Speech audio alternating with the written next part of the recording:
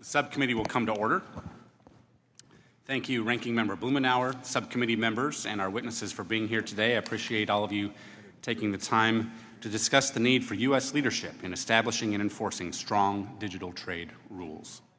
Technology products are a crown jewel of American competitiveness.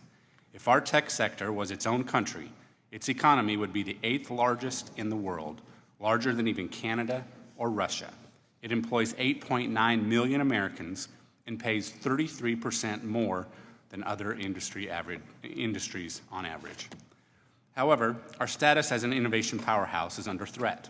In recent years, our strategic and economic rivals have sought to erode America's competitive edge through a series of discriminatory digital trade and tax measures targeting American companies. There is no question this is contrary to our national interest. This is why I was so concerned last October when the Biden administration announced it was no longer supporting core, bipartisan digital trade rules in negotiations at the World Trade Organization and the Indo-Pacific. A recent poll found 86% of American voters believe it's important for the U.S. to lead in writing global rules for technology. Yet, where we should be leading on technology rules, America is retreating. Where we should be arguing for our values in the face of digital authoritarians, we are silent. And where we should be working with allies, we are leaving like-minded partners out to dry. Even more concerning, it has been almost a year since USTR announced this policy change, yet the administration has gone radio silent on what our digital trade policy should look like. Predictably, WTO partners have moved on without the United States. At USTR's insistence, digital trade is also off the table in ongoing negotiations with Kenya, despite the chance to set a gold standard with this important partner and developing nation. At the same time, it seems like our administration is out to lunch as foreign governments treat American companies like a piggy bank by imposing new digital services taxes. It is unacceptable. Canada, one of our closest trading partners, is now collecting its DST with little response by the U.S. government. Make no mistake, the new USMCA dispute against Canada's DST is a positive step, but it is too little, too late. We should have been ready to act immediately when Canada proceeded unilaterally, blatantly ignoring a series of warnings from Congress and our executive branch. Fecklessness on trade enforcement signals to foreign governments that aiming trade barriers at U.S. firms is fair game. Look no further than the European Union, which continues its regulatory assault against American enterprise. For example, under the Digital Markets Act, 6 companies are designated for increased regulation as, quote, gatekeepers. 5 are American, 1 is Chinese, and none are European. The Digital Services Act similarly targets American innovators. Yet the Biden administration has turned its head the other way, and in some cases has even sent agency officials to assist the EU in implementing these laws. This sort of collusion to undermine American companies is simply unacceptable. Discriminatory actions against U.S. companies should be met with a firm response, not a helping hand. I'll close with this. America needs to return to the table. We need to get back to negotiating smart trade agreements that support our innovators, agreements with real teeth. Further, the U.S. government must have the will to enforce them. We need to make sure foreign governments know discriminatory actions will be met with a swift and decisive response from a government that supports its job creators.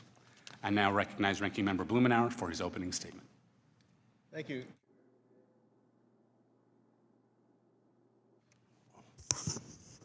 For planning and organizing today's hearings.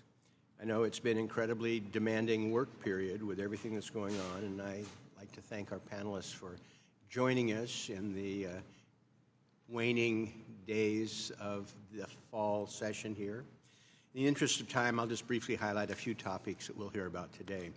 I would like to start by commending the Biden-Harris administration for their leadership role in the recent extension of the WTO e-commerce moratorium. The United States was instrumental in getting all WTO members to agree to the extension, and it was not, I'm told, an easy task. The e-commerce moratorium supports American business growth and is critical to the digital economy. Extending the e-commerce moratorium was a big priority for the Ways and Means Committee. As the chairman mentioned, the digital economy is critically important to the United States. According to the most recent data, as is mentioned, there's a tremendous amount of value that is involved with this, 10% of the GDP. And the digital economy grew at over 7% per year from 2017 to 2022. The impressive growth for the digital economy has created new opportunities for workers, for consumers, and business.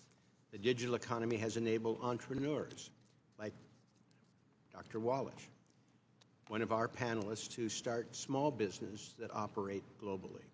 It has led to the introduction of new technologies and platforms that have helped to drive even more innovation, improve trade facilitation, and further conservation efforts, and provide important access to telemedicine.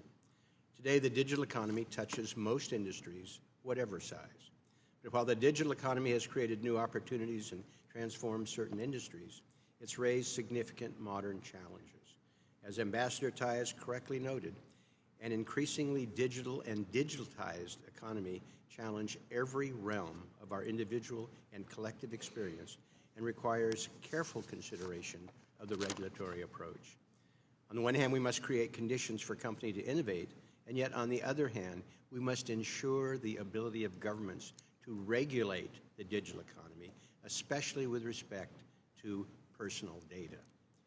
In this regard, I'm looking forward to hearing from Eric Galtwright today on some of these challenges, both within the workplace, such as surveillance of workers, and outside the workplace, such as the erosion of personal privacy. I am concerned about that and look forward to hearing from our panelists. Finally, I'll close by noting that policymakers have an obligation to approach digital trade policy thoughtfully and deliberately. We need to strike an appropriate balance, furthering the growth of the U.S. digital economy and responding to the needs of our citizens and not having them shortchanged. I look forward to hearing from our witnesses on these issues. I appreciate, Mr. Chairman, your convening us and look forward to a productive conversation. Thank you to Ranking Member Blumenauer. Appreciate your participation as well. I'd like to introduce our witnesses now. First, we'll have Robert Atkinson. He's president of the Information Technology and Innovation Foundation. We have Olivia Walsh, who is chief executive officer of Archoscope. We have Evangelos Ratzis, and he is the senior manager of Workday. We have Adrian Shabazz, who is vice president of research and analysis for Freedom House. And then we also have Eric Gottwald, who is policy specialist on trade and economic globalization for the AFL-CIO. Each of you will have 5 minutes. You'll have your timer there that you can see. Once you see that yellow light, if you could bring the flight in for a smooth landing, we would all appreciate that. So, Dr. Atkinson, you are recognized for 5 minutes. Thank you, Chairman Smith and Ranking Member Blumenauer and members of the subcommittee. It's a pleasure to speak with you today about this key issue that you laid out. What's undeniable is that the U.S. leads in this sector. We have 37% of global market share in the IT and information services market. And it's an incredibly valuable market in the sense, as you noted, pays high wages, key exports, and that is why so many foreign governments, including core allies like Canada, like Korea, and others, have targeted this sector, targeted our businesses, both in a form of digital protectionism so that they can grow their businesses. If they can hobble ours, they think they can grow their businesses to compete with ours, but also direct digital aggression, limiting our ability to do business, taking our business company money. And we detail in my testimony a number of key areas, and it's striking just how aggressive these areas are. Number one, and as people talk about, limiting cross-border data flows. Number two, government-driven import substitution, where governments like the European government are saying, we don't want to buy your IT services or cloud services, we want our own. And yet Europe is running a $200 billion trade surplus with us, and we're running a $2 billion trade surplus in digital with them. So essentially, they have 100 times more trade surplus with us in other areas than we do in digital, and they won't even let us sell digital products and services to them, which is what they want to do. Cloud center localization. You can't have your cloud data center has to be there. Mandated edge provider payments to ISPs. Basically, what they're doing over there is their ISPs, their telecom companies, are saying, hey, we have a good idea to raise money. We'll just force Amazon and Google and these other companies to just pay us money. This is a complete violation of how the internet has always worked. Digital standards manipulation. Rather than relying on the global voluntary standards process that we've had for decades, a lot of these countries are imposing their own standards as a way to get competitive advantage. Digital services taxes. Mr. Smith, you mentioned that, Congressman Smith. What's important to understand that those don't come from the companies. They come from our Treasury. These companies that pay that get a tax credit against their U.S. taxes. So they're just taking tax money from U.S. taxpayers. Aggressive antitrust against these companies. Massive fines, particularly the Europeans. Billions and billions of dollars of fines. The highest fines we've ever seen anywhere for antitrust. Taxing streaming platforms and giving the money to domestic companies. And finally, arbitrary privacy enforcement, bringing privacy cases that would never stand in the U.S. against American companies. So in light of all that, it is critical that we need strong pushback against these countries. And it's unfortunate that USTR-TI made that decision to pull out of the WTO negotiations and others to get, quote, policy space. And I just want to close by saying that really is not what is at stake here. Congress has the ability to do virtually anything in regulating the digital policy space, virtually anything, as long as it doesn't discriminate in favor of American companies against foreign companies. So we could pass an AI bill if we wanted to, and it wouldn't change anything about our need to push back against foreign countries that are using AI regulation to discriminate against American companies. We could pass, and we should pass, a national privacy bill. That would not at all preclude us from pushing back against cross-border data limitations.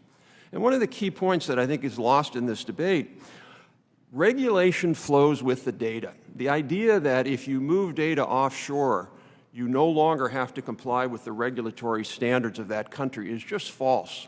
The Canadian government brought a case a few years ago against an American company that was doing business in Canada and the U.S. It took Canadian person data, put it into the U.S., and complied with U.S. law.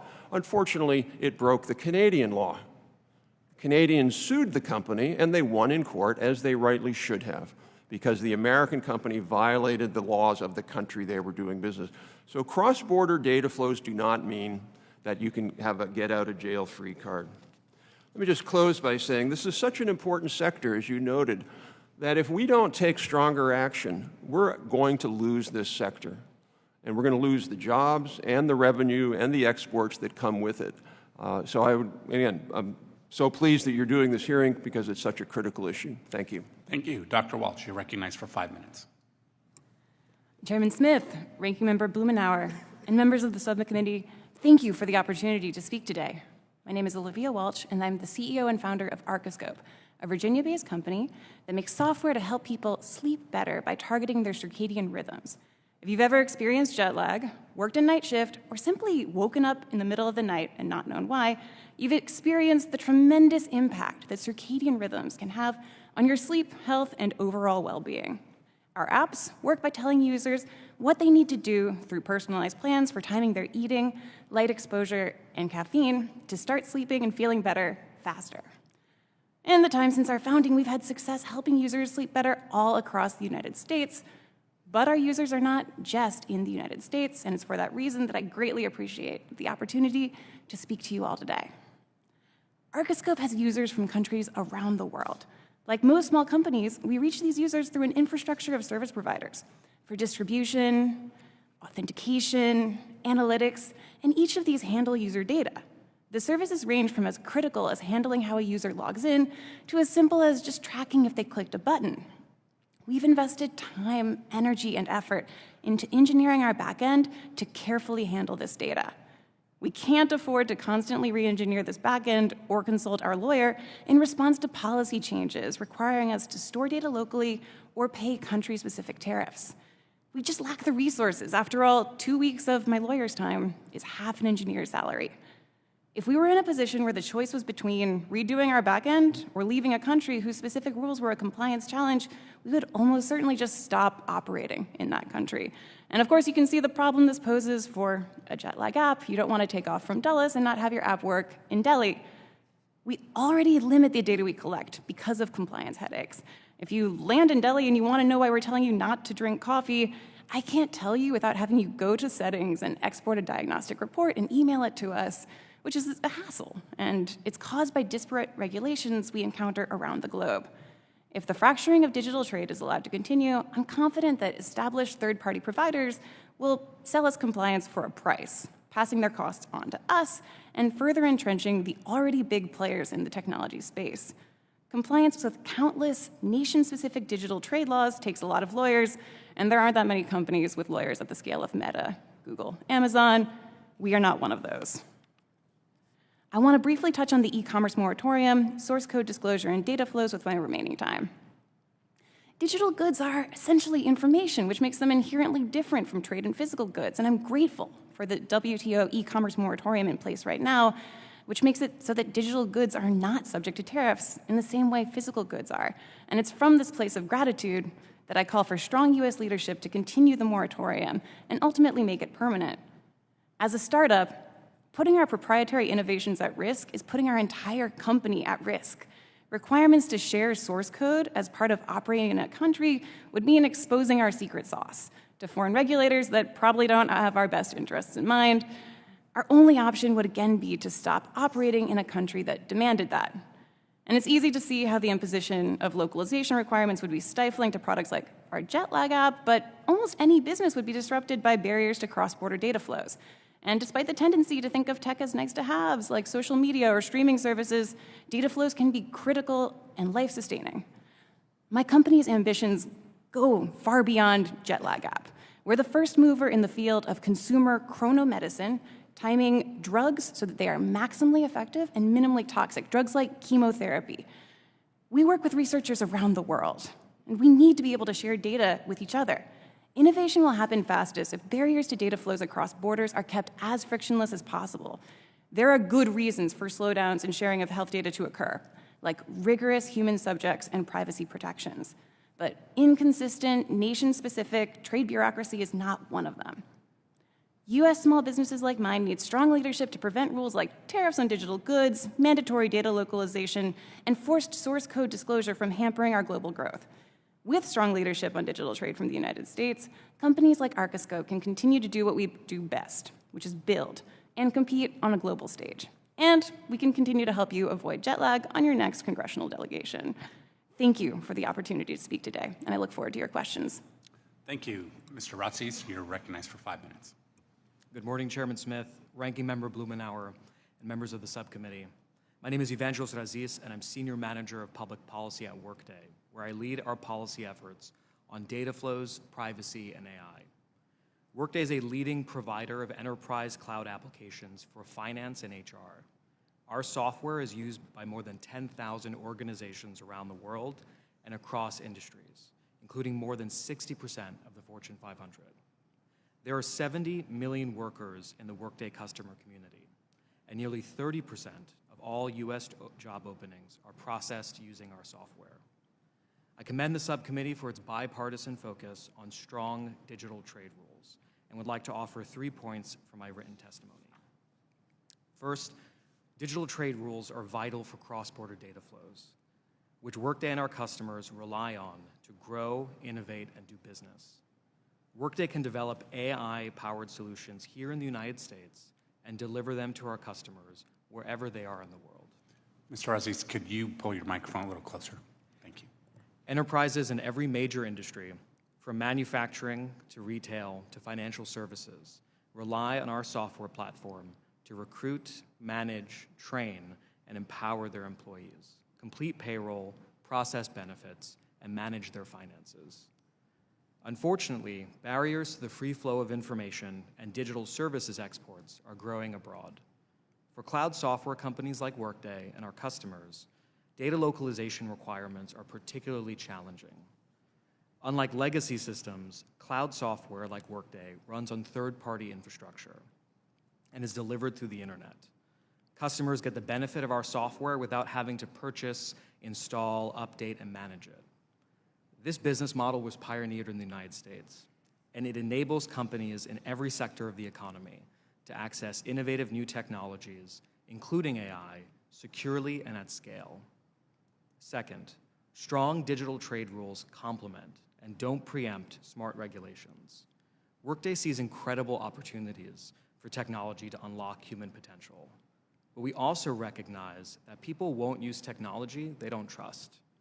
For this reason, we support robust privacy protections.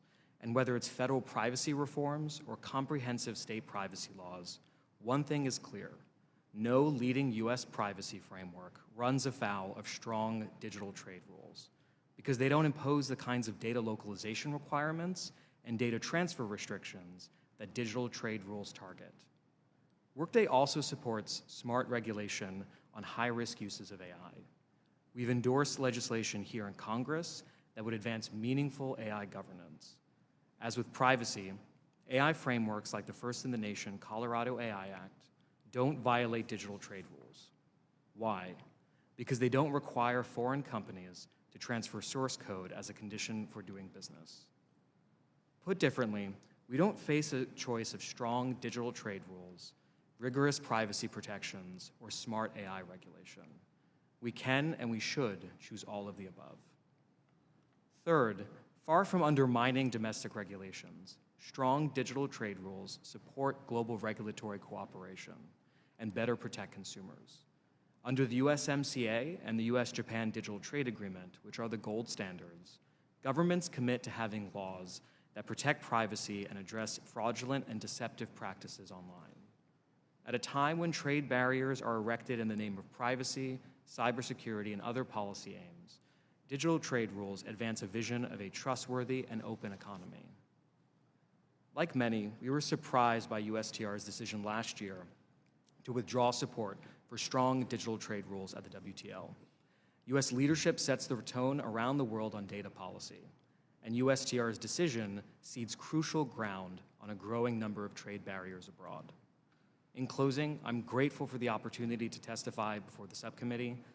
Workday, as well as our customers and their employees, benefit greatly from US leadership in this space. As you chart a way forward on digital trade, the subcommittee can consider us a partner and ally in its efforts. Thank you. Thank you, Mr. Aziz. Mr. Shabazz. Thank you, Chairman Smith, Ranking Member Blumenauer, members of the subcommittee. It's an honor to testify before you today. My name is Adrian Shabazz. I'm the Vice President for Research at Freedom House. We are a nonprofit and nonpartisan organization founded in 1941. Our mission is to protect and expand freedom around the world. I'm grateful to this subcommittee for elevating the human rights angle of digital trade. The protection of fundamental freedoms is necessary for upholding a rule of law system that protects innovation and enables both prosperity and security. My remarks will draw on Freedom House's annual Freedom on the Net report, which assesses internet freedom in over 70 countries.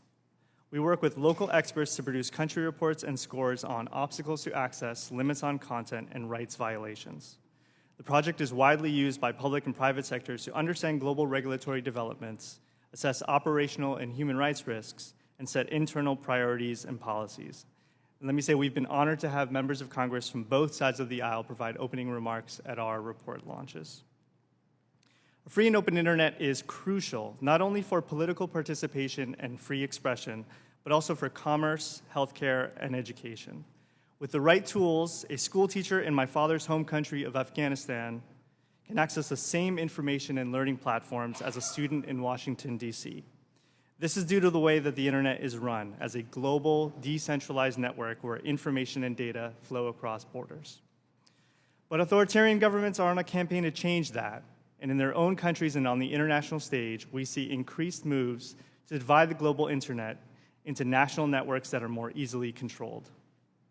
For these reasons, we expressed concern 1 year ago when the United States Trade Representative dropped support for cross-border data flows at the World Trade Organization. The decision risks further fragmenting the global internet by emboldening authoritarian governments to enact data localization laws. These laws require companies and other service providers to store data about local residents on servers within the country. And while they are often passed under the premise of growing the digital economy or protecting users' privacy, research has shown that data localization can actually hinder growth and impair cybersecurity tools. Our own research has found that these laws can have negative implications for people's freedoms, particularly in countries that are ranked partly free and not free in our annual report. That is because data localization laws are often used to force companies to comply with local security agencies, including to censor nonviolent political, social, and religious speech, and to hand over personal data.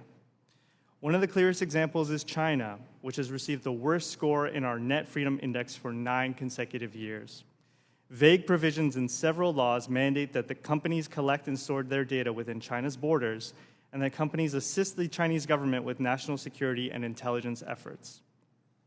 Given China's dismal human rights record, these laws put companies at a high risk of complicity with serious human rights abuses. The Chinese Communist Party considers all sorts of nonviolent political, social, and religious expression as a threat to national security. And we know that they rely on technology companies to conduct mass surveillance of Uyghurs and other persecuted ethnic and religious communities. Chinese officials have also partnered with Russia to reshape global cyber norms at the United Nations and other fora. They seek to make the world safe for authoritarianism by affirming their right to curtail the political rights and civil liberties of their own people, online and off. If global norms shift further away from a freedom and openness, there is a risk that data localization laws will proliferate. Companies in authoritarian countries will face increased demands to comply with human rights abuses, and billions of people around the world will become less free. The United States plays a critical role in preserving a free flow of information and data across borders, a necessary condition not only for the protection of freedom, but for advancing innovation, prosperity, and security. To ensure the United States continues its leadership role, Congress should 1, urge the executive branch to advance the goals outlined in the U.S. International Cyberspace and Digital Policy Strategy, namely to, quote, develop shared mechanisms that will help maintain an open, interoperable, secure, and reliable internet, as well as trusted cross-border data flows, end quote. Second, continue to provide funding for digital tools and assistance programs in countries where civic space is closed or rapidly closing, so that people can access independent sources of information and protect themselves against unwarranted and disproportionate surveillance by their governments. And third, pass legislation to improve transparency across technology products and practices in the United States, including content moderation and recommendation systems, as well as the collection and use of data. It is essential for the United States and other democracies to promote an alternative model to digital authoritarianism through both our foreign and domestic policies. I'll gladly answer any questions you may have. Thank you for having me. Thank you, Mr. Shabazz. Mr. Gottwald, you recognized for 5 minutes. Good morning, and thank you, Chairman Smith, Ranking Member Blumenauer, and members of the subcommittee for the opportunity to testify today. I'm here on behalf of the AFL-CIO and the more than 12.5 million union members who work in every state and every sector of our economy. Too often, the digital trade discussion sounds like it has no grounding in the physical world. It is buzzwords like internet-enabled commerce, big data, cloud computing. It is all those things, but we should not lose sight of the fact that decisions about abstract things like global data flows, algorithms, and artificial intelligence have profound implications for workers around the world. While the digital transformation has driven real gains in communications, transportation, science, and beyond, it has also brought urgent challenges to the world of work. For example, open global data flows have enabled the offshoring of tens of thousands of good call center and back office jobs to places like India and the Philippines with low pay and poor working conditions. Major platforms like Facebook and TikTok have outsourced content moderation work to developing nations where hundreds of thousands of so-called ghost workers spend long days tagging and coding offensive images and other content. Digital trade also powers the algorithmic management software that increasingly hires, evaluates, monitors, and even fires workers here in the United States. These technologies can shortchange workers' earnings, expose workers to unsafe work conditions on the job, infringe on the right to form unions, and exacerbate employment discrimination. All these workers are directly impacted by global digital commerce on the job, but they are also impacted at home. Big tech companies collect, combine, and commodify vast troves of personal data that compromises everyone's security and privacy. Our personal data is sold and resold by unaccountable data brokers to entities in Russia, China, and beyond. Meanwhile, the algorithms that power social media have pushed online hate, political disinformation, and harmed the mental health of young people. Unfortunately, at a time when we need Congress to regulate the digital economy, the USMCA digital language fits more like a straitjacket than a well-tailored suit. For example, under these rules, governments may not enact any measures that restrict cross-border data flows, with no exception for sensitive forms of personal information. In addition, there's an absolute ban on data localization policies, even for legitimate purposes, like ensuring that citizens' sensitive medical or financial information is kept onshore. Supporters of these severe disciplines point to the agreement's legitimate public policy exception to reassure policymakers that they have retained their full right to regulate. But upon closer examination, this simply isn't the case.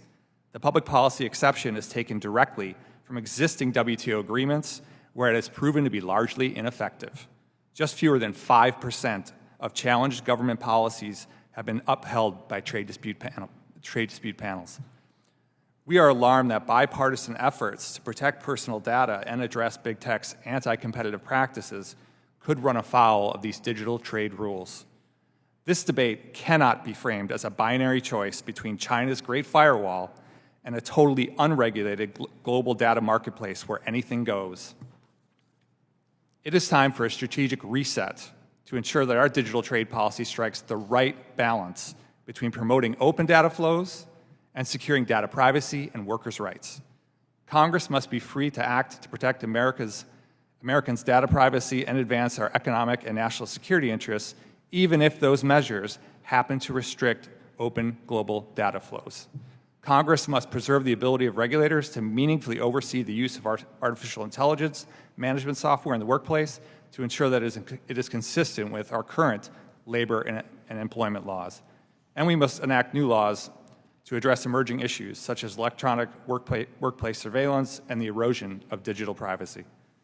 The Congress and the public should decide the rules of the road for technology in the workplace and society. That cannot be left up to big tech companies and unaccountable international trade tribunals. Thank you. I'm happy to answer any questions. Thank you. Thank you, Mr. Gottwald. Thank you to our entire panel. I think we have a great variety of perspectives here that I think are important to include. It cannot be overstated how important this topic is. So thank you for sharing your perspectives and your insight.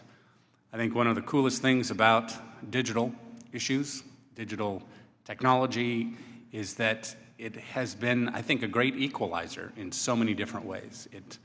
When we see technology, perhaps the backbone from a larger company, but it's a launching pad for a small operation. So Dr. Welch, I don't know how many employees you have, but I'm guessing you started out smaller than you are now, and that many, many other companies have as well.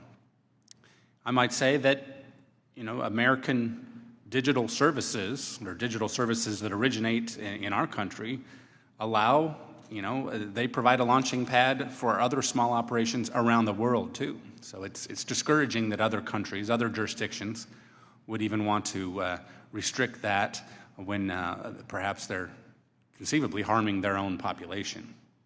But getting more specific here, I know that 2 years ago, we as a country engaged with Kenya, well, actually before that as well, launching negotiations for what is called the Strategic Trade and Investment Partnership. So at that time, USTR highlighted digital trade as a key priority in the negotiations. However, digital trade has kind of dropped off of that discussion. I find that particularly concerning. But Dr. Atkinson and Mr. Shabazz, what would you say about what I would think is a missed opportunity here, especially when you look at opportunities across the continent of Africa and the capacity that they can bring to the entire arena of international trade? And I'm just wondering if you could share your perspective on that. Thank you. The ITIF just released a big report up here in Capitol on Wednesday, looking at how innovative Chinese firms are and what the competition we face with China. And one of the main battlegrounds for that competition, including in the digital space, is going to be in places like Africa, South America, parts of Asia. And so I think we have to think about Africa as a battleground. This is similar to how we thought about it in the Cold War. We were vigilant to make sure that African countries didn't go and side with the Soviets. So by walking away from digital trade engagement, I think we're opening the door to the Chinese. They are spending billions and billions of dollars in African countries to get them to adopt the kinds of systems we heard about, the surveillance systems and others. So if we don't engage with countries like Kenya, I really worry that they're just going to default to a country like China that's much more enabling and supportive of what they're doing. Thank you. Mr. Shabazz. Thank you for the question. I would say, Africa is an incredibly diverse continent, and you have democracies and autocracies there. I would echo what Dr. Atkinson said here, that when we've interviewed several experts and those who are engaged in the fight for freedom and for digital freedoms on the continent, what they have shared is their fear, essentially, around data localization laws, that if more governments are passing data localization laws, that will put their very sensitive information closer to the hands of security agencies. And this information reveals one's political opinions, one's religious beliefs, also sensitive information about our health, our connections, and it's essentially a threat to privacy. So what we've wanted to see happen is for the United States to offer an alternative to the digital authoritarian model that the Chinese government has been promoting on the continent. They have been undergoing trainings and investments throughout the continent. I think it's important that the United States approach not only favors the free flow of information and data, but then also works with civil society and with government to make sure that the operating system of democratic governance is actually there in place to make sure that whatever rules or technologies that are then brought in these countries is essentially under the oversight of the people, because we essentially believe that democracy is the most important technology here that many of these societies need in order to make sure that that technology is used to promote freedoms. Thank you. Thank you. Dr. Atkinson, I know that there's been criticism of strong digital trade rules, saying that there's a concern about the right to regulate, perhaps, for our country to regulate. Do you think that there are any provisions in our trade agreements that would prevent Congress from passing new legislation on topics such as artificial intelligence or data privacy? There absolutely are not. I would disagree with what Mr. Gottwald said. He mentioned, for example, open data flows lead to offshoring. That's about U.S. policy. That's not about, if we wanted to not do that, we could. Digital trade leads to employee oversight. No. Employee oversight, which oftentimes is a good thing, is about a domestic issue. If you want to regulate how technologies monitor their employees, you have every right to do that. It's not going to violate any trade agreement. Privacy. Again, I go back to this key point. We can and should have a national privacy bill, but it doesn't mean that a company doing business here can't move the data to a server or a cloud center in Ottawa or in Montreal. There's nothing there's nothing that makes that that impedes what you want to do. The only thing that would impede what you want to do is if you decide you want to, if Congress wants to put in place laws that intentionally discriminate against foreign companies. That's what you cannot do. That's the tie that binds, if you will. So no, Congress could easily pass AI rules as long as the AI rules and regulations don't discriminate against foreign AI companies in favor of American AI companies. But if you want to pass a law that says that AI has to have special privacy rules, or that algorithms have to be disclosed, or whatever you might want to do, you can do that. Thank you. I'll now move to Mr. Blumenauer as ranking member for his questions. Thank you, Mr. Chairman. Mr. Shiraz, in your testimony, you say it's essential for the United States and like-minded allies to offer an alternative to the authoritarian model of digital governance. We should better safeguard people's rights and data while still protecting the global internet. And you identify a half dozen specifics.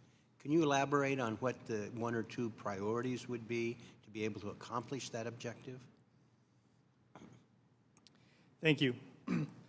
It's a great question, and I think it's one where the United States has made progress over the past several administrations. So I would just point to the longstanding bipartisan support for global internet freedom programs, which have really made a difference throughout the African continent as well as around the world to provide people with greater access to information.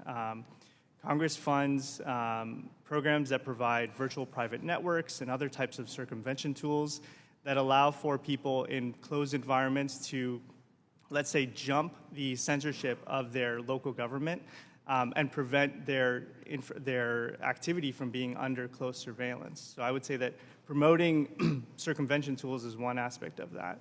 A second part is what I alluded to, which is a more democratic model for digital governance. So what we're seeing around the world is that China, Russia, Iran, other authoritarian governments are privileging a state-centric view of how the internet should be run. And that goes against the fundamental multi-stakeholder model of internet governance. There are conversations that are happening right now as we speak around internet governance. There's a UN cybercrime treaty that is deeply troubling, has certain provisions that are deeply troubling that would allow for authoritarian governments to collaborate by sharing data about people who are suspected of crimes in their countries. So there's quite a bit that the United States should also be doing multilaterally. I would say a fundamental point here is really the support for civil society, because what distinguishes democracy and what the United States is doing from what China is doing is working not only with governments or with security agencies to protect countries and protect national security, but it's also working with civil society organizations in a lot of these countries to make sure that they have a voice at the table. And we've seen that pay dividends when many countries have introduced legislation for data localization requirements. It's been actually civil society organizations that have been at the table raising a ruckus locally through the media, through conversations with legislators there, to then push back against very far-reaching laws that would essentially cut the countries off from the rest of the global internet. Thank you. No, thank you. Mr. Gottwald, in your testimony, you noted that employers are increasingly needed automated systems to monitor or discipline workers, largely without the input of workers or their unions. I hope we could get a little more granular here in terms of what this means and how we can speak out and take action to protect the rights of workers. We took a CODEL to Colombia looking at the implementation of our FTA and dealing with call centers. It seemed to me that there's some gaps here that we might be able to do something with. Would you elaborate on your point? Thanks for that question. If we step back, I think everybody has recognized since the pandemic hit and telework became more and more popular, there's a lot more awareness about the deployment by employers of these digital workplace surveillance tools. Some of these are quite creepy, to be candid with you. If you're working from home and your employer is monitoring not just keystrokes, but potentially even using the camera to biometrics and things, and it's a little disturbing. So I can understand why Congress is focused on this. Utterly appropriate. I'll just say that in our experience, workers are almost never aware that this software is being deployed by the employer. Sometimes the trade unions, if there is a trade union, are unaware of it as well. Although I'll say this, our trade unions are more and more making this subject of use of AI management software or surveillance software part of collective bargaining. And I think that's a very positive trend. I think that it influences the workplace so profoundly And workers need to know what kind of data is being collected by the employer and what's being done with that data. Is it being sold and shared, resold? I mean, there's a lot to unpack here. I'm glad you mentioned the call center workers. They face special challenges. We've heard from organized call center workers that employers sometimes use this quality monitoring software, which is fine, but what will happen in practice is it will punish people with non-native English speakers. They speak English well enough, but their accent, they might have a slight accent this way or that way. And they're probably well understood by the person on the other side of the line, but the software is knocking them for having an accent that's a little bit outside the box. Thank you. The last thing I'd say is in Colombia, that company, I believe was Teleperformance, large French company that does a lot of outsourcing work for call centers for the big tech companies. That Teleperformance company has a horrible track record on workers' rights. A complaint was filed by French unions at the OECD, really laying out the challenges in this area. And Mr. Blumenauer, I can follow up in written remarks to give more flavor there. I would appreciate that. Thank you, Mr. Chairman. Thank you. I'll now move to Mr. LaHood, followed by Mr. Kildee. After Mr. Kildee, we'll move, as is tradition, 2 to 1 for the questions. Mr. LaHood, you're recognized for 5 minutes. Thank you, Mr. Chairman, and thank you for having this important hearing today. I want to thank all of our witnesses for your really valuable testimony here today on a very important topic. In our increasingly interconnected world, the trade of digital goods and services is essential for American growth, innovation, and global leadership. Digital trade is more than buying and selling of goods online. It encompasses a global flow of data, ideas, and talent. In 2022, digital trade encompassed more than $2.5 trillion of U.S. economic activity and represents the fastest growing segment of global trade. As the co-chair of the Digital Trade Caucus here in Congress, I'm increasingly concerned about the proliferation of restrictive and oftentimes discriminatory digital regulatory frameworks and laws which risk curtailing American digital competitiveness. In recent years, we have seen close trading partners, including Canada, Australia, Korea, and the EU, enact regulatory frameworks or levy digital service taxes that risk unfair treatment of American businesses. While laws like the EU's Digital Marketing Act, the DMA, or Digital Services Act, DSA, are intended to create a fairer digital landscape and simulate domestic competition, in practice, they often discriminate against U.S. companies, posing challenges that stifle innovation and competition. I think it's also important to remember the U.S. leads the world in technology. We lead the world in digital competition. We need to be much more aware of that when we look at what Europe and a number of other countries are doing. In 2023, the European Commission identified 6 gatekeeper platforms to be subject to regulation under the DMA or face fines equating to more than 10% of their global revenues. Of those 6 companies, 5 are American and 1 is Chinese. Isn't that ironic that none of the ones that are headquartered in Europe were a part of that? In my view, efforts to regulate these American companies can and will lead to a chilling effect, discouraging further U.S. investment in Europe. In fact, a newly released report from the European Commission on the future of EU competition notes that the complexity and risks associated with the EU's regulatory approach may undermine developments in emerging technologies like AI and quantum computing. Further, I and many others have been critical of the Biden administration's failure to promote a strong alternative that advances American digital trade interests abroad with our like-minded allies and trading partners. Instead, this administration continues to send mixed messages by walking back long-held bipartisan and really nonpartisan digital trade proposals as outlined by the WTO, pushing a narrative that encourages these discriminatory digital frameworks to flourish. And that's troubling. I'll get to my question here. Dr. Atkinson, given the ongoing regulatory approach by the EU, is it possible to find common ground with our counterparts in Europe in terms of digital trade? If so, what tools should Congress consider to address these regulatory challenges? Well, Congressman, you alluded to what is known now as the Draghi report that just came out, former president of Italy. Very important report because for the first time there's a high-level recognition that Europe is shooting itself in the foot with these policies. So whether that really changes or not, I don't know. I am very skeptical that we can get agreement or even close the gap with the Europeans absent being tough.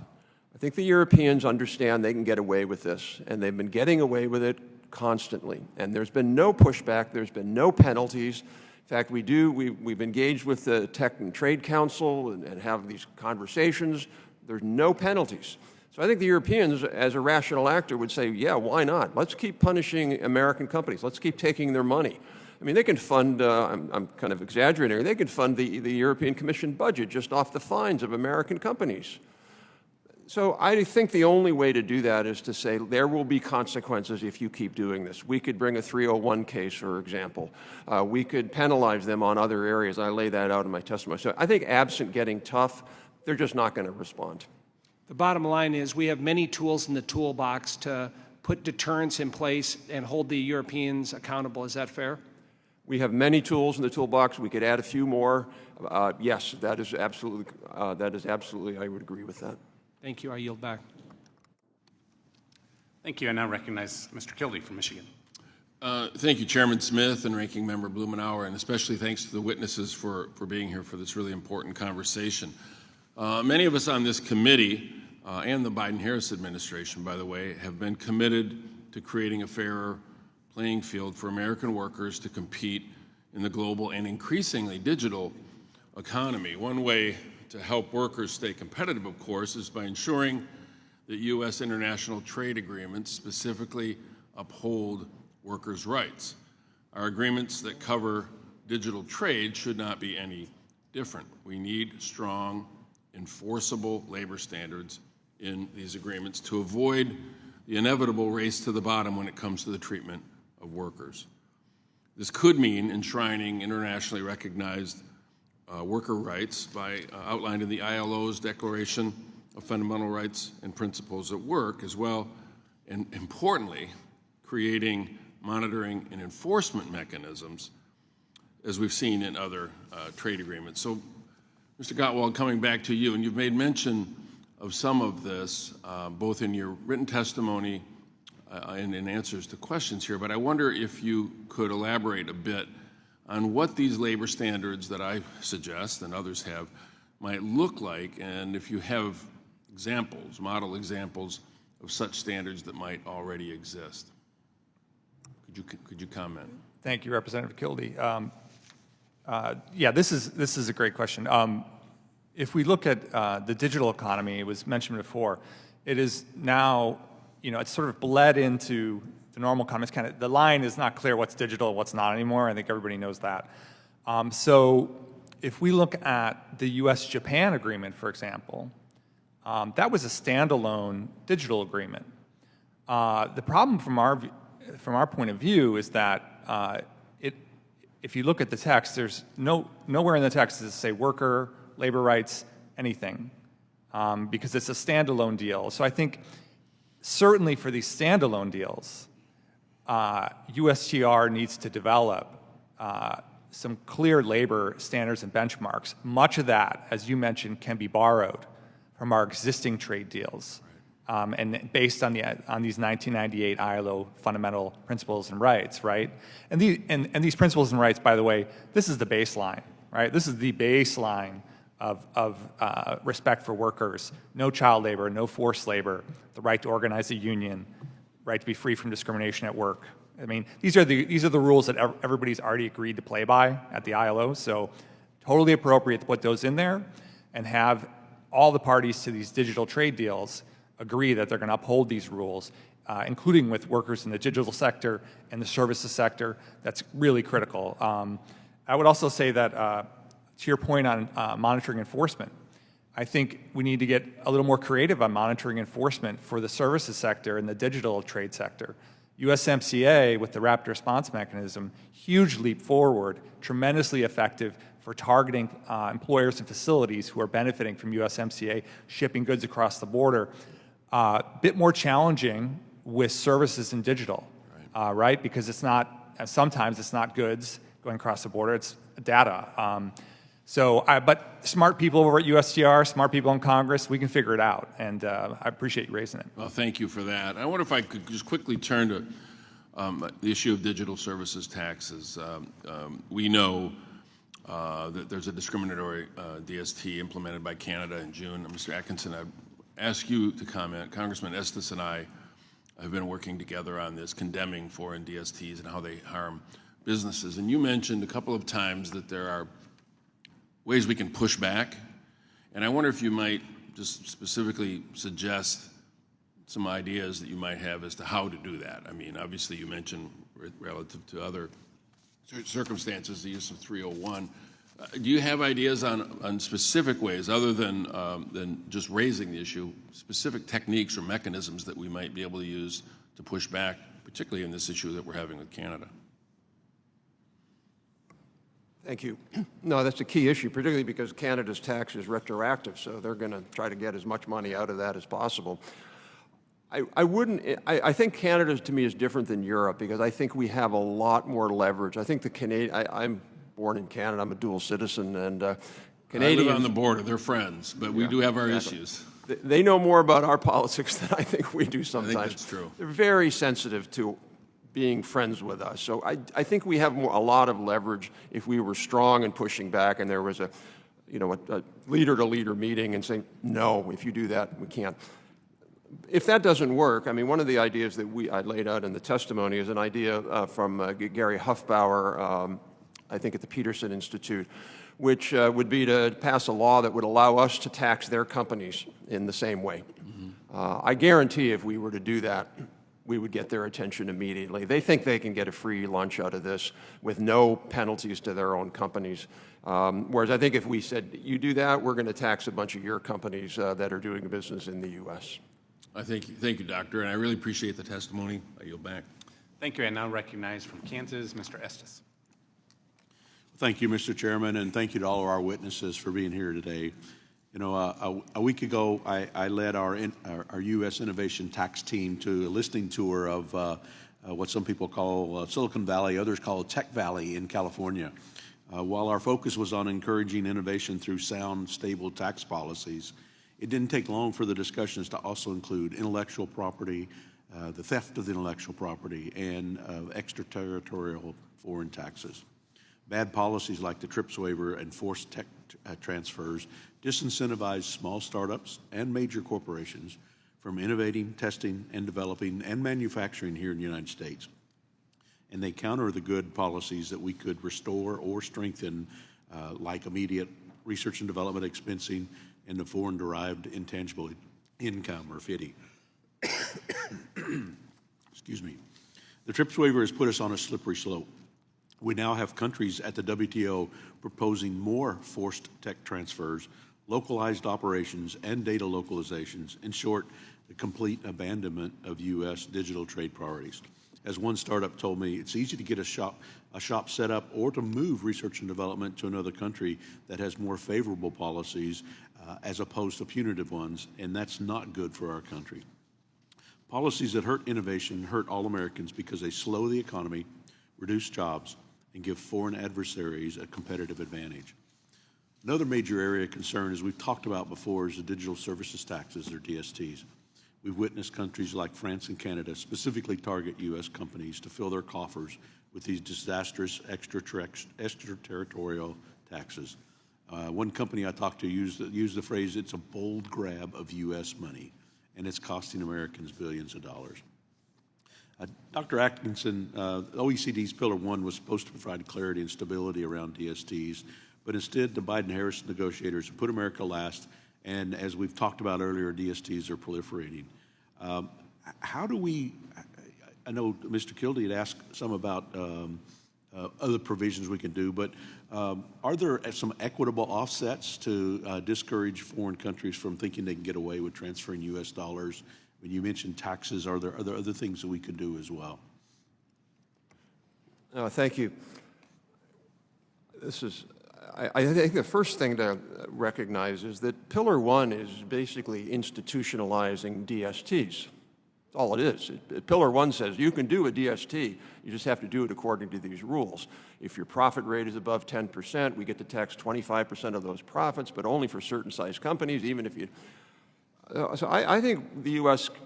administration and Congress needs to come out and say, no, there's no logic behind Pillar 1. The OECD says the logic behind Pillar 1 is because now we're trading things across borders that we didn't trade before in services.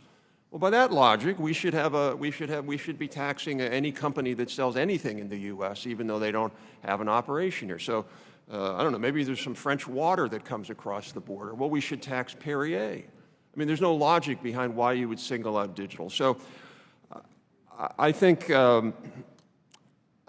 again, we have to do two things. One is I like that idea of mirror taxes. Fine, you're going to do that. We're going to tax you, and we're going to tax you just as much, if not more. We need to make it clear that they can't take U.S. taxpayer money. I think the second thing would be there's a whole set of things we can do around trade enforcement that we should say, fine, you're going to do that, we'll do this. And I think at the end of the day, it's just a power play. We have to show that we're not going to let them take our money. Yep. Mr. Shabazz, for years we've had major concerns about CCP stealing intellectual property. As we've talked about advancing technologies such as AI, are you concerned about China and that they'll continue to ransack our intellectual property and why it's important for tech like this to be fostered in the United States instead of in China? Thank you for the question. We are concerned about generally the Chinese Communist Party and the government's influence here in the United States, the ways that it conducts espionage, transnational repression, as well as malign political influence. That's where we think it's incredibly important to do two things. One is to stand up laws that essentially promote resilience here in the United States, resilience for companies, resilience for individuals who may face attacks from the Chinese government and its affiliates. And we also do think that it's incredibly important to show why technologies that are developed in the United States and why the United States governance system is very different to that in China. I think that's an incredibly important message that also sells well to our partners in other countries around the world, those in other markets that are looking to goods. They want to understand why it is that they should be purchasing U.S. technologies rather than those that are manufactured in China. Obviously, there are some economic considerations where perhaps they may be going for the technology that is the cheapest. But I think that's where the United States can play on its competitive advantage as a democracy to show that, well, listen, our technology isn't stealing your data.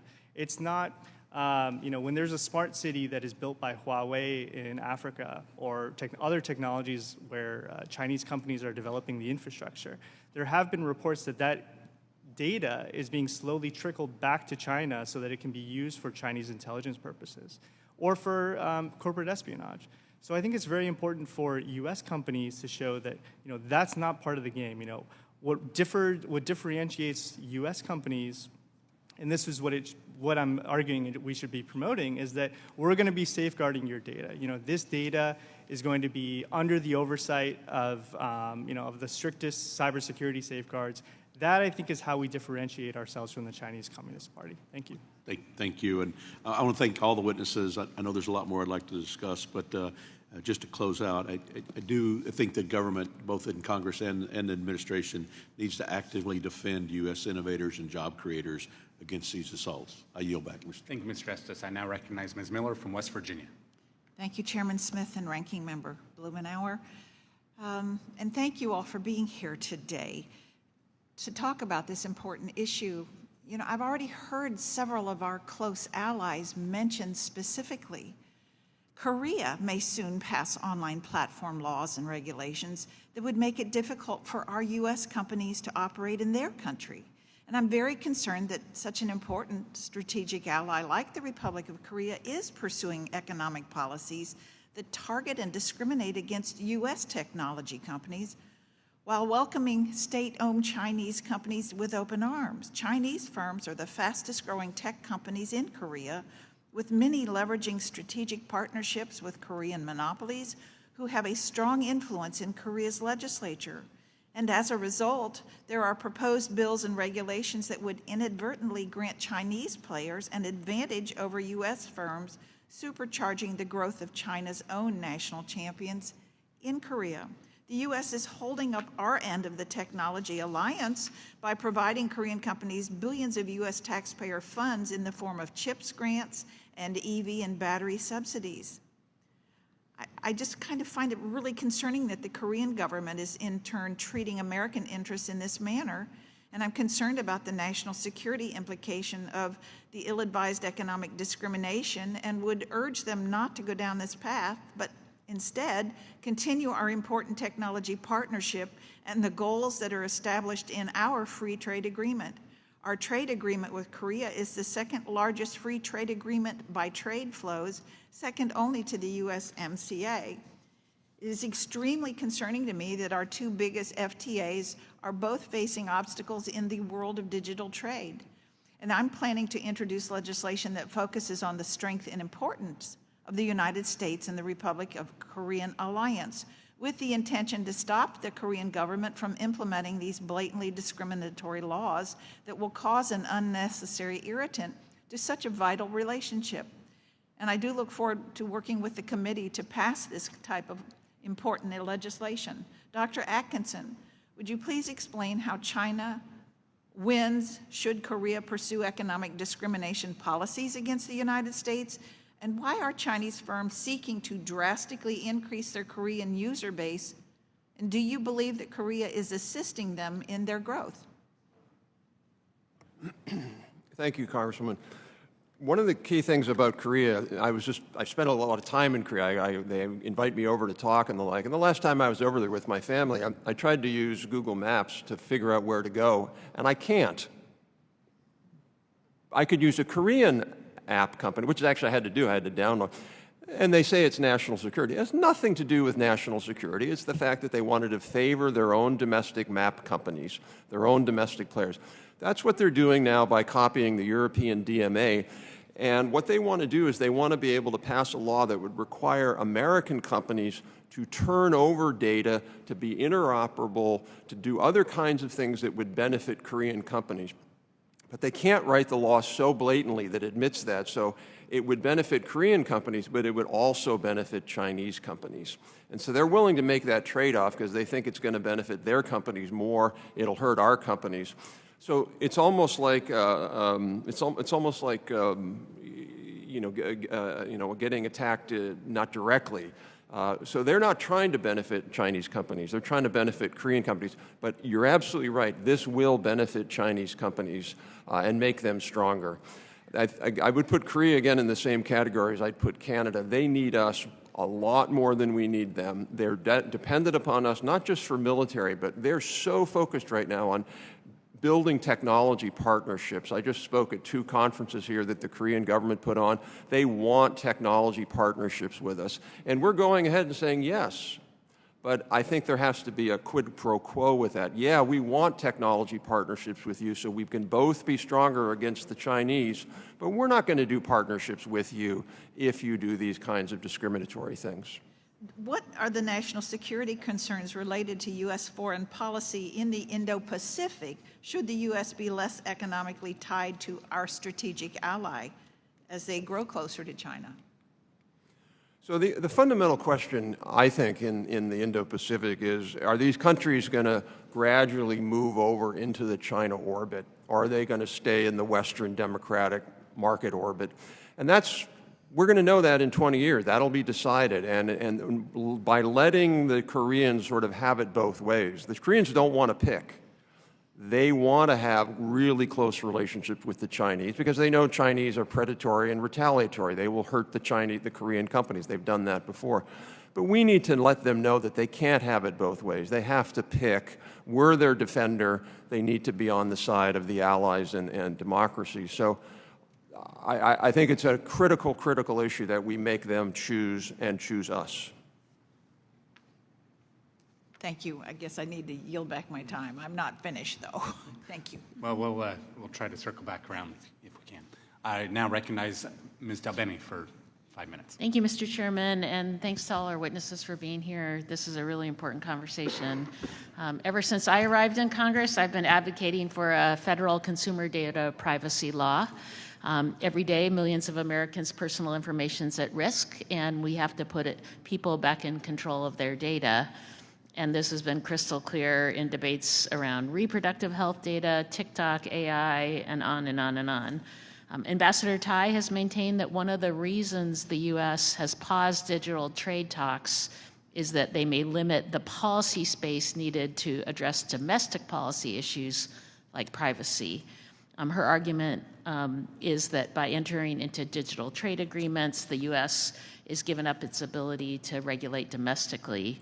That said, if we step back from the negotiating table until Congress acts, we run a serious risk of harming the very objectives, such as defending American companies, protecting privacy, and supporting a free and open internet, that have been core to U.S. policy for many years. So, Mr. Rhodes, I guess I'll start with you.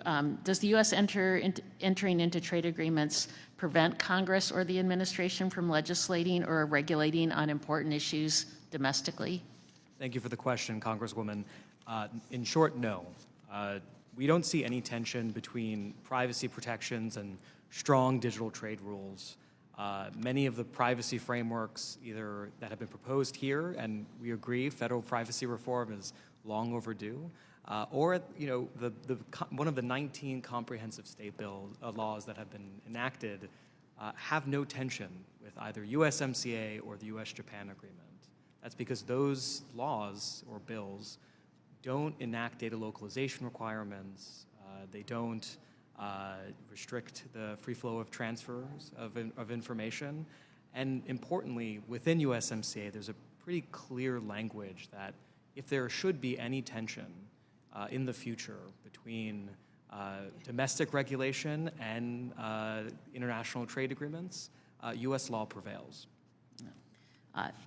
Thank you. And I don't think other nations take the same approach on their own either, which also puts us in a weaker position if we aren't moving forward. I also wanted to talk a little bit about intellectual property. Obviously, protecting intellectual property, our intellectual property from adversaries and competitors is essential to keeping our edge and protecting the livelihoods of small business owners across the country, and that's why the U.S. has historically opposed source code disclosure as a condition of doing business in a trading partner country, and we included this protection in the broadly bipartisan USMCA. Dr. Walsh, how would you respond to a requirement to disclose your company's source code to a foreign government as a condition of doing business? Thank you so much for the question. We would just leave. Part of it is because there's data in our backend that was collected in very carefully controlled IRB-approved studies on human subjects in the US. Those people consented, and we protect that very carefully. It's also our edge. It's what gives us a head start globally. If we had to disclose our models and somebody could just take them and skip all of the work we did and also have access to models trained on U.S. citizen data, that would be just a no-go. It almost certainly would not be worth it for a company of 6 people, like my company, to operate in a place that requires us to give up our secret sauce. Mm-hmm. And of course, if your source code was exposed, as you said, others could potentially access that too going forward. That's exactly right. Yeah. No, so I think this is another conversation when we talk about kind of the policies we need to put in place to make sure we're in a strong position. Privacy, obviously, critically important, important that we move domestically, but also looking at issues to make sure we're protecting IP are going to be important too. I just want to thank all of you for being here on this important subject, and I yield back, Mr. Chairman. Thank you. Now recognize Ms. Fishbach for 5 minutes. Thank you very much, Mr. Chair. And it seems like every time we discuss the Biden-Harris administration's actions on the world stage, we hear the same thing. The Biden administration keeps walking away from discussions where America's voice is needed and we should be an active participant. I hear it from agricultural producers across my district. I hear it from manufacturers in my district. And today, we're here to talk about the administration's failure to protect U.S. interests in our digital economy. Foreign governments seem to recognize that our current administration will do little to respond to measures that explicitly or implicitly discriminate against American companies. In some cases, government agencies like the Federal Trade Commission are even sending American officials to help implement policies that directly undermine America's leadership and innovation. Mr. Atkinson, what sort of impact does that have on other countries considering similar barriers? Thank you, Congresswoman. Historically, if it wasn't for U.S. leadership, the world economy would be vastly more protectionist, be vastly more distorted, because it's been U.S. leadership that's been, if not explicitly, then implicitly holding up countries to a higher standard. They know that if they do this, they're sinning.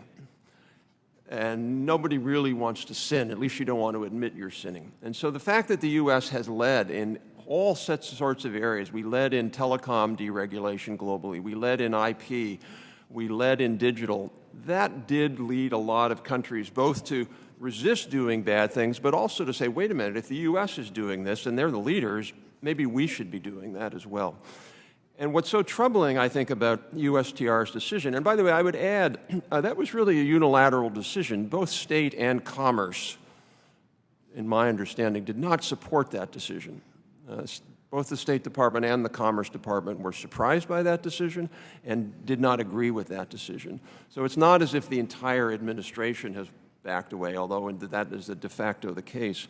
So by us not pushing forward and insisting that these countries abide by these new rules around digital, we're basically sending a message that gives them carte blanche ability to go ahead and do whatever they want, because they know that we're not standing up for that anymore. And if we're not standing up for it, why would they bother to take the political risk in their own countries to stand up for that? Thank you very much. Mr. Aziz, why is it important that the U.S. not only defend policy provisions that are beneficial to our digital companies, but how can we do a better job in shaping the vision? Congresswoman, thank you for the question. I think we could start by continuing to export gold standard rules like those we find in the USMCA and the U.S.-Japan Digital Trade Agreement. But there's even maybe a more basic step that can start, which is using the National Trade Estimate, for example, in order to catalog data localization requirements and other digital trade barriers that U.S. exporters face. Now, historically, the NTE has been a really valuable tool for not just U.S. businesses and policymakers for understanding the data localization requirements and other barriers that foreign countries have enacted, but also for sending a signal to our partners that these sorts of practices are unacceptable. Unfortunately, the most recent NTE, I think we saw about 70% drop in the data localization requirements that were referenced and about 80 barriers that were removed from the report altogether. Now, unfortunately, those barriers didn't disappear. They're still there, and they're still challenging U.S. exporters. So I think even a basic step, such as fulfilling the congressional mandate around the National Trade Estimate, would be a good place to start. Thank you very much. And Dr. Welch, I'm so sorry, I'm running out of time, but you talked a little bit about, I believe with Mrs. Delbeni, about what would happen with the overregulation, and I just was wondering if you had anything to add to that. She was, I think, asking specifically about some things, but I was generally with this overregulation, what does that do for your company? Thank you so much for the question. So we are a team of 6. I don't have an in-house lawyer, and every time I talk to my external legal representation, I am watching the clock. Overregulation means that we will rely on him even more, and that's a big burden on us. It is not a big burden on the likes of Google or Meta. They are drowning in lawyers. Thank you very much, and we made it. I had 2 seconds left. Thank you so much. I yield back. Thank you. I now recognize Ms. Sanchez for 5 minutes. Thank you to Ranking Member Blumenauer and Mr. Chairman for holding this important hearing. I represent part of Los Angeles County, and obviously it's a large creative and technology industry hub of Southern California. And I'm very committed to ensuring that our trade policy uplifts U.S. digital businesses and the workers that support them. Digital has to be part of our engagement with our trading partners. And I also recognize that our trade policies need to be modernized. We can't just rely on the same old trade models that we've been using for decades. I think our digital trade agenda should consider how foreign adversaries like Russia and China manipulate and weaponize American data to harm our democracy. And we also have to consider how AI and automation reshape the workplace as well. There's a lot of moving parts to this. For instance, while robots have long been used in high-wage markets, we now see them in more lower-wage ones. And a study by the ITIF found that China's manufacturing sector, for example, uses 12 times more robots than that of the United States.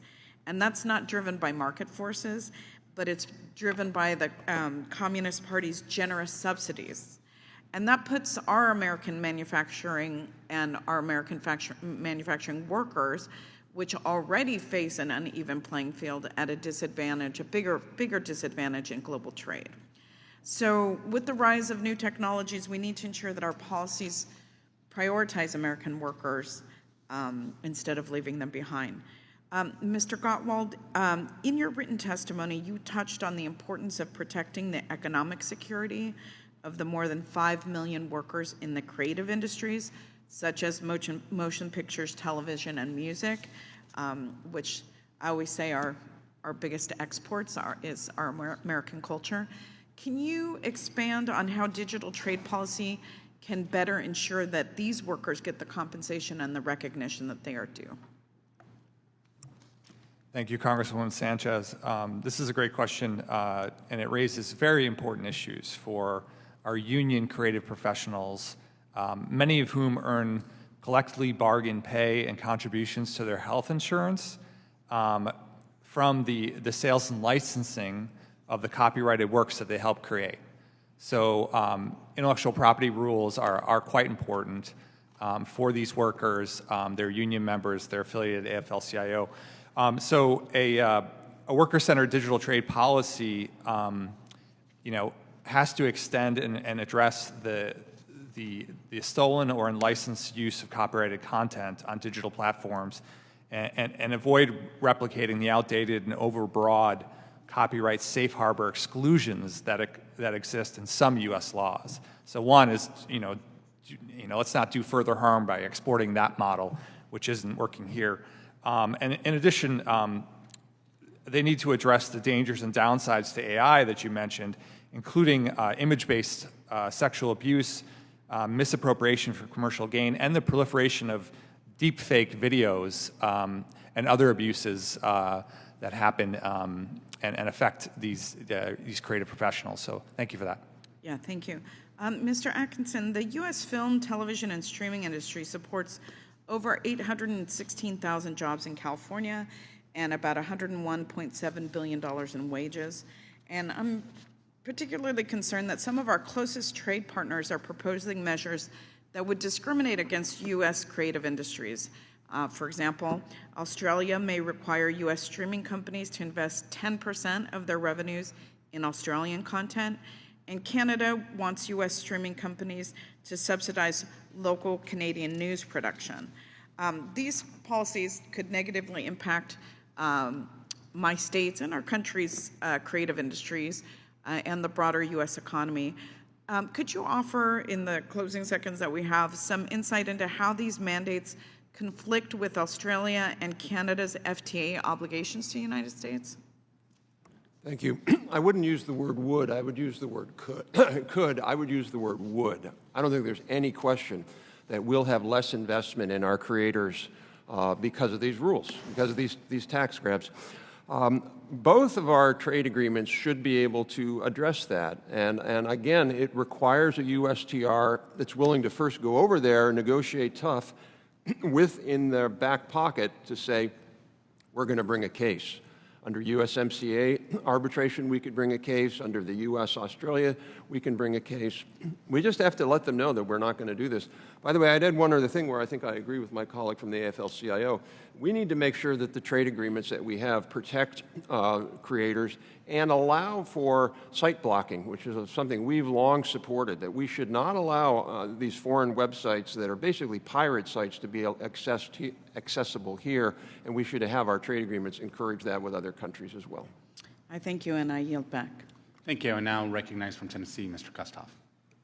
Thank you, Mr. Chairman. Thank you to the witnesses for appearing today.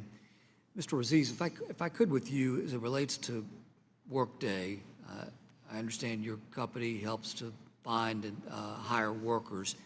Can you talk about how Workday helps U.S.-based companies compete globally by providing them with tools to recruit and manage talent across the borders in a competitive digital trade environment? Congressman, thank you for the great question. Workday's business is to help other businesses do well. And so when our customers succeed, we succeed. In terms of specifics around talent management, a thing that we're very excited about at Workday is a skills-based approach to talent. And so we are leveraging AI and other digital technologies to help our customers understand what skills that their existing workforces have, what skill gaps there are in their current workforce that they can grow and help their workers identify, be it in manufacturing, be it in retail or other sectors, and then to identify new sources of talent as well. And so when our customers are able to leverage Workday products and the AI, especially that is driven there, they are better situated to adapt to new changes in the labor market. Thank you. If I can follow up, maybe, can you talk about how current barriers and regulatory challenges like the digital service tax affect Workday's ability to invest in innovation and workforce development here in the United States? Of course. So while the digital services taxes are addressed at companies that tend not to be Workday, so we're a business-to-business enterprise, and so rather than a consumer-facing one. That said, it speaks to a larger problem and the costs of foreign trade barriers. So in order to overcome a market access barrier like a data localization requirement, that requires time and money that could otherwise be invested in additional headcount or innovation, and that is, again, that comes with economic costs in addition to the variety of other costs associated with market access barriers. Thank you. I appreciate the fact that all of you have 5 minutes to make statements, and your written statements are maybe longer than that. If I could, Dr. Atkins, with you, because you had a very thorough written statement. Maybe if I can ask you about U.S. Trade Representative Tai's decision to withdraw from, as you say, key digital trade negotiations at the WTO. Can you explain why she did that, why she withdrew from those negotiations, and does it make any sense to you? So I have not talked to Ambassador Tai, so I will only give you what I can see sort of from the outside. I think there are two factors. And I would add, by the way, I think in the Biden administration, there are forces on sort of the more openness to trade, and there are forces on the less openness to trade. This is not an administration that has one view. I think that's a challenge. As I said, there are folks in commerce who are really pushing for this. There are folks at state who are pushing for this.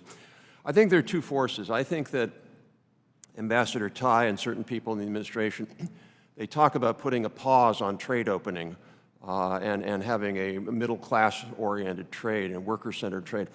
I don't think pause is I think pause is a euphemism. I think what they want is a moratorium, if not a rollback. And they see digital as being this expansive new area, and I think in their view, if they can stop digital trade or slow it down, this would all be good. Now, why do they want to do that? Because there's no question that trade puts limits on our ability. So, for example, we can't tax corporations at 80%. Because we could do it for domestic companies, they just raise prices. But for our companies that are trading, if we raise taxes super, super high, they would lose global market share. They would cut workers. So globalization puts, as Tom Friedman once said in his book, they are golden handcuffs. They do limit what we can do domestically, not in any legalistic sense.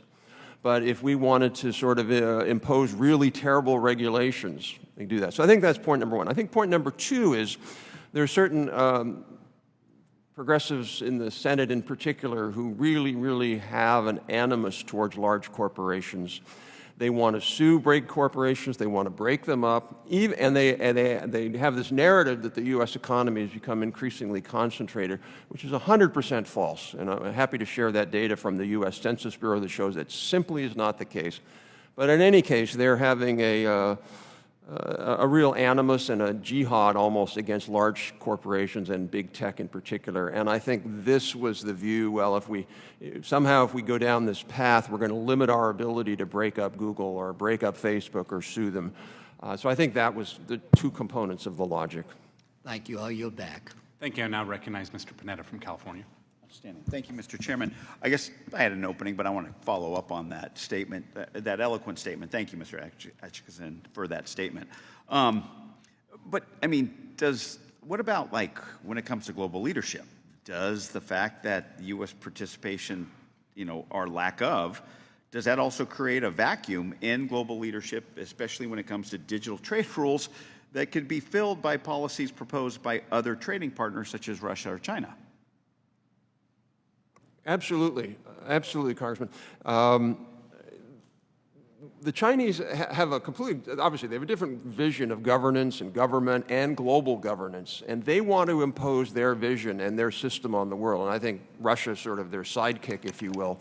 And this is basically a battle for influence. I've been in countries where the State Department has invited me in, and I see the role of China in these countries. I see China way more active in these countries than we are. So by us walking away, we're essentially giving the Chinese a green light for them to go into these countries and say, hey, look, our system is better.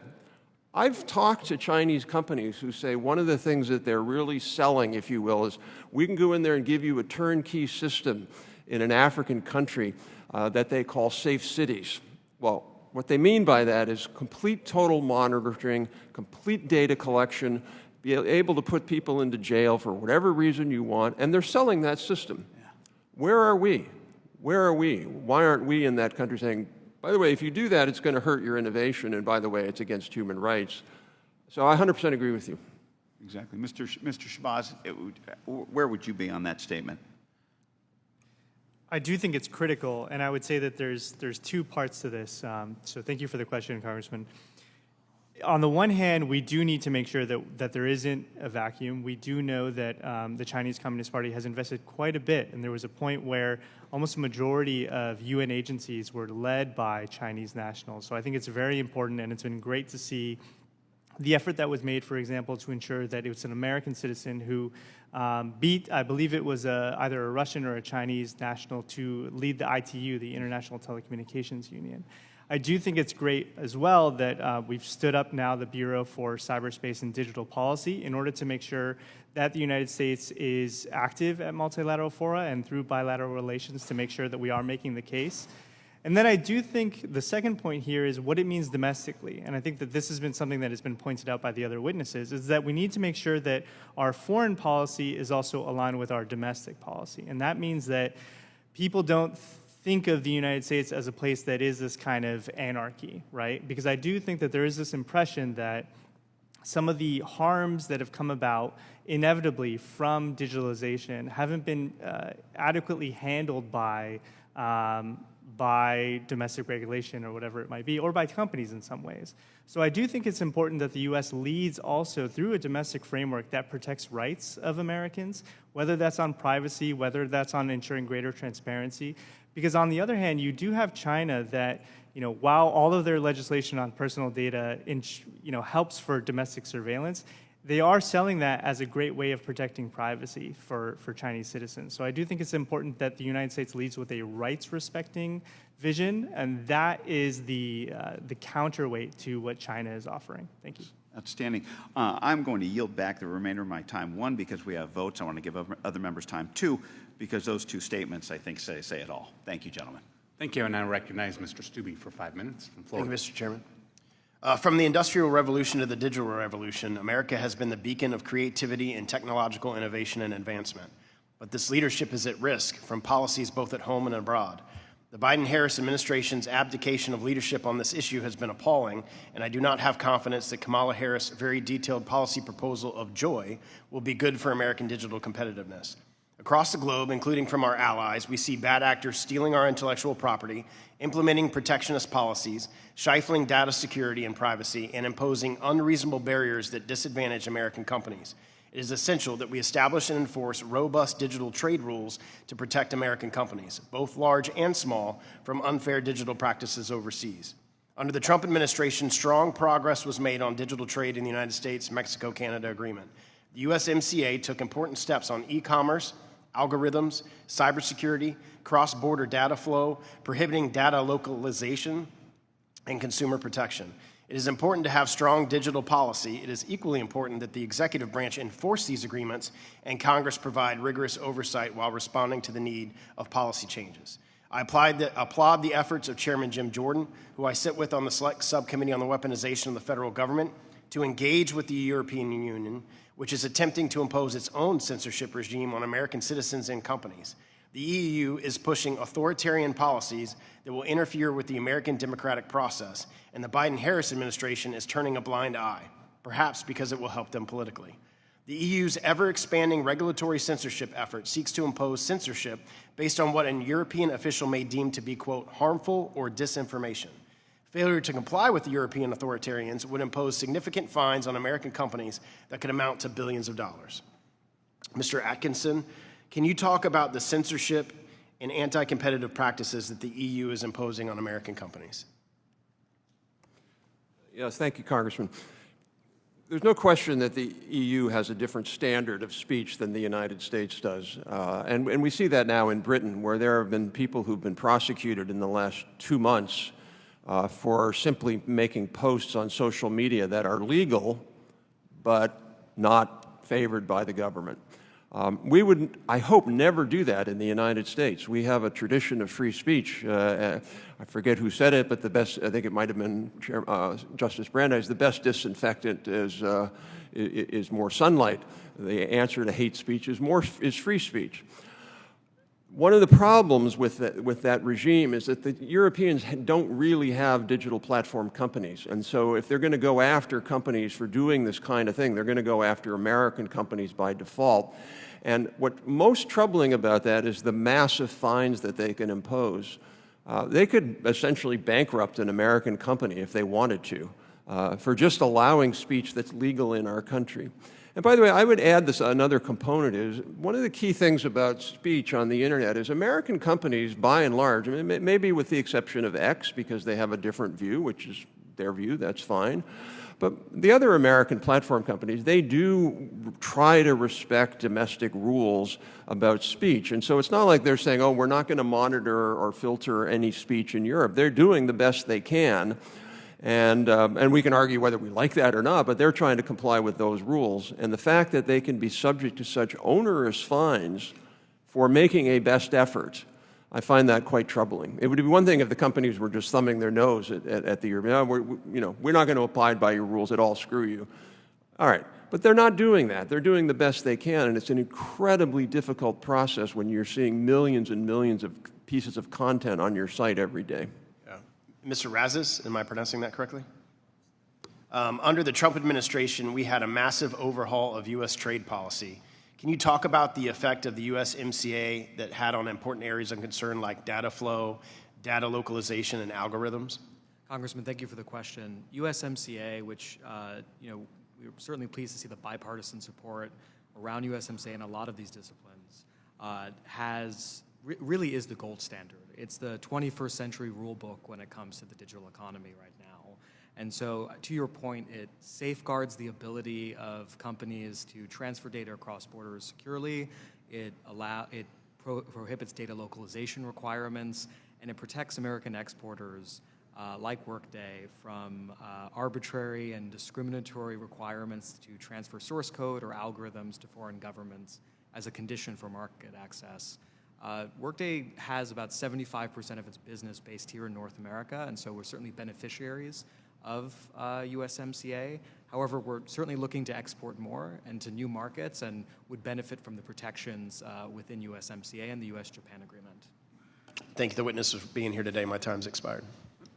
Thank you. I now recognize Mr. Snyder from Illinois. Thank you, Mr. Chairman, and I'll be quick because I know we have to get to votes, but I want to thank the witnesses for joining us today and sharing your perspectives. The expansion of digital trade and digital innovation has literally transformed every industry across our economy.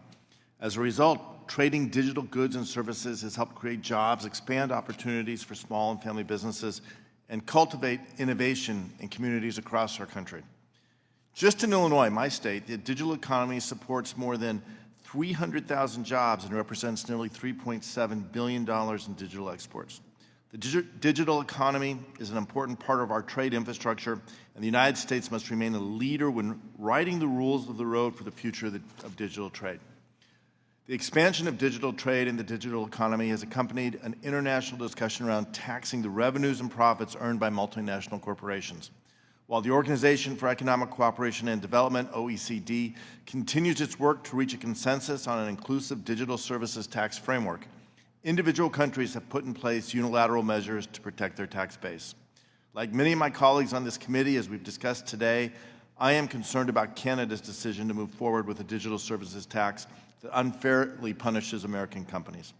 I applaud the Biden administration for standing up for American businesses and initiating consultations with Canada through the dispute settlement chapter in the U.S.-Mexico-Canada agreement. And I hope we can continue working together on this important issue. The U.S. must ensure that competing proposals that impact the digital economy do not undermine American workers, American businesses, or American national security. We cannot cede ground to our adversaries on digital trade. Instead, we should lead the way on global technology advancement. I am confident that we can find our seat at the table and work with our allies to establish strong, equitable digital trade standards that protect American leadership and innovation. And with that, I want to ask, well, I have three questions. I'm going to focus on one just for time. Mr. Atkinson, in my district, I'm home to many of the leaders in biopharmaceutical and bioscience sectors, what I call life science corridor through my district. We lead the country, we lead the world. These companies are developing and deploying the next generation of innovative technologies. Can you discuss how strengthening digital trade laws can improve protections for intellectual property, specifically in the context of medical or life science innovation, and discuss the scope of impact if the United States does not provide adequate protections for this important industry? Absolutely, in two ways. One is the biopharmaceutical sector is increasingly data-driven, as you know. Using algorithms to develop new kinds of treatments and devices. And a lot of that is going to be cross-border. It's going to be taking patient data from various places. Again, totally anonymized. We have to make that point clear. They don't care the name of the data. They just need to know, does this person have heart disease? What are the indications? So, number one, we need to be able to protect that. The other is this question of data exclusivity. It's particularly for biologics and large molecule drugs where the patent protection is different. We need to make sure that when we sign trade agreements that we have 12 years of data exclusivity, because what other countries are doing is they want less data exclusivity, a shorter period of time, so they can basically take the molecule that we've developed and then sell it in our market more quickly than they would otherwise when it expires. So both of those issues to me are critical. Great, and I agree that it is critical. Like I said, we've talked a lot about Canada. We can talk more. We have other issues. This is a critically important issue for our country, for our national security. But in the sake of time, Mr. Chair, I'm going to yield back my time so we can get Mr. Feenstra in. Thank you. I now recognize from Iowa, Mr. Feenstra. Thank you, Mr. Chair. Thank you, witnesses, for being here. Obviously, we know that we lead the world in innovation when it comes to digital innovation. We also understand that we're seeing other countries impose intellectual property taxes on what we have. Germany has imposed a tax on intellectual property. Canada announced in June that it would retroactively impose discriminatory taxes going back 2 years. I mean, DST is absolutely at the forefront right now of being taxed. So my question is this, Mr. Atkins, do you see similar types of discriminatory taxes being applied towards Chinese companies or other countries? So, yeah, are we the only ones here? So I don't think they've designed their systems explicitly to say, let's go after the Americans, partly because they would, there was that statement that an EU official made. It was one of those things you're only supposed to say in private, but he said it in public. Exactly, yes. Gave the game away. Yes. I think he regrets saying that now. But it came out. It was real. It came out, and it was very real. Yes. The issue is why it seems like it's coming at us is our companies are bigger and they're more successful. And so they set the thresholds where these regulations, where these taxes and other things kick in. They set the thresholds in a way that pick up a lot of American companies, but the Chinese are just not big enough in those markets yet. We're very big in Europe. We're very big in Australia. We're very big in Canada. The Chinese aren't yet. The Alibabas, the Baidus, and the like. And so, if they were big, they would get wrapped up in this. They're just not big enough. So it's a de facto attack on U.S. companies. Gotcha. So we can do 301 investigations. We can do countermeasures. I get all that, but the administration, with Janet Yellen and Treasury, I mean, do you see any sense that they're standing up and fighting against these imposed taxes from Canada and from Germany? I think there's some pushback in the negotiations with regard to Canada. I don't see it with regard to Europe, and I think it's a long-standing problem that the U.S. foreign policy establishment and government and the military establishment prioritizes foreign policy and military issues over U.S. economic competitiveness and technology competitiveness issues. Their view, in my opinion, is let's not rock the boat. There's this conflict in Ukraine. We're just going to turn a blind eye to this. And that's shameful. We've become the piggy bank, literally the piggy bank, and really no one's fighting, for just fairness. That's all we want is fairness, and that's not happening. Thank you, and I yield back. Thank you. Thank you for yielding back. Thank you again to all of our witnesses. Sorry we have to run out of here because of votes, but I think we'll make it. Please be advised that members will have 2 weeks to submit written questions to be answered later in writing. Those questions and your answers will be made part of the formal hearing record. With that, the subcommittee stands adjourned. Thank you again.